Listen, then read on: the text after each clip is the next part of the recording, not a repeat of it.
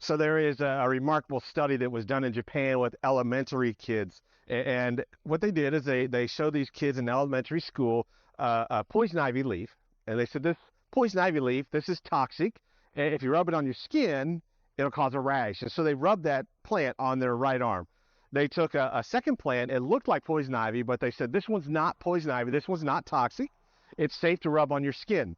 And so they rubbed that on their left arm. And sure enough, a few minutes later, those students on their right arm, where they had the poison ivy, they broke out in a rash. Well, here's why the story is so remarkable. The researchers, they actually lied. They lied to the students and the teachers. They had actually switched the plants. And so what the kids thought was poison ivy was not poison ivy. But because they believed it was, they broke out in a rash. What they thought was non-toxic was actually a toxic poison ivy plant they rubbed on their left arm. They didn't break out in a rash, though, because they thought this was a non-toxic plant.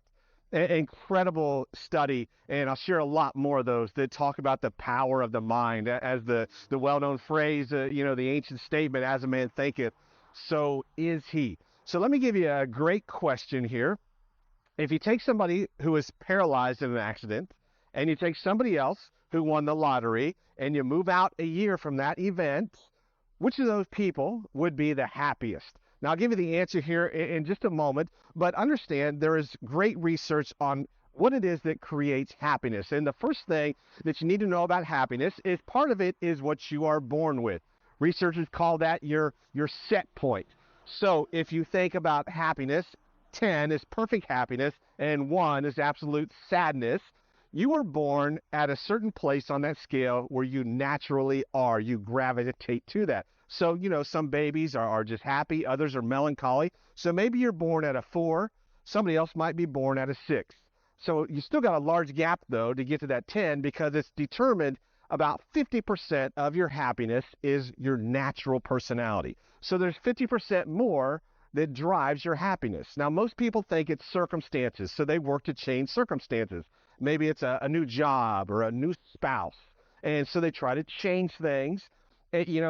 Change does happen in a positive way sometimes in a negative way. It certainly impacts our happiness. But environment and circumstance really shape the smallest part of our happiness. In fact, it's estimated only about 10% of your happiness is impacted by circumstances.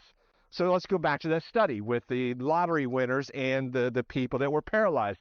What researchers did is they asked people, what would be your greatest fear? Most people said to become paralyzed in an accident, completely paralyzed, neck down. They said, what do you think would be the most exciting thing? And the biggest answer they got was win the lottery. So they said, let's find groups of people that suffered these things and we'll study them. So they found lottery winners. They found people that were paralyzed. Lottery winners said, exciting, life-changing, dream come true for about 3 months. 3 months after that big moment, they went back to that set point of their happiness, that natural place on the scale. Same thing for the people that were paralyzed. They thought life is over, I'll never smile again. But after several months, they got new thinking, new beliefs, and that circumstance doesn't determine happiness at the level you think. So they were sad, but they eventually came back to where they were, that natural part of their personality. So circumstances don't have the impact we think. So which group is happier, the lottery winners or the people that are paralyzed? The answer is neither. Neither, because circumstances are not the thing that determine happiness. They're important, but they play the smallest role. So you have a set point, you have circumstances, you still have 40% left of what it is out of that 100% that makes your happiness happen day to day. 50% is your natural personality. That's hard to change. 10% your circumstances. That's hard to change sometimes. Here's the amazing thing. Go back to those kids with the poison ivy. What they believed became real for them. That 40% that's left that determines your happiness, it's your daily habit of thinking, which then leads to your daily habit of taking action, whether you do something or you don't do something. So happiness, half of that's your personality, 10% is your circumstance. The 40% is under your daily control, that you can choose out of those 60,000 thoughts you have a day to think in a way that leads you to fulfillment and joy and happiness. Now, I'll give you a great thing you can do every day. It takes about 5 minutes. We'll look at that tomorrow to help guide your thinking to be in line with your best self. Just understand, again, happiness, circumstance, it doesn't play the role we might think. People focus there. Where should you spend your time focusing?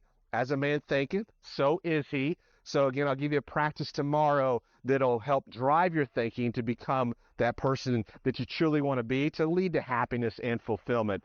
But just understand, take control of your thoughts, take control of what goes into your thinking, what you feed your mind with on a regular basis, and realize that when you get a hold of your thought life, everything will change.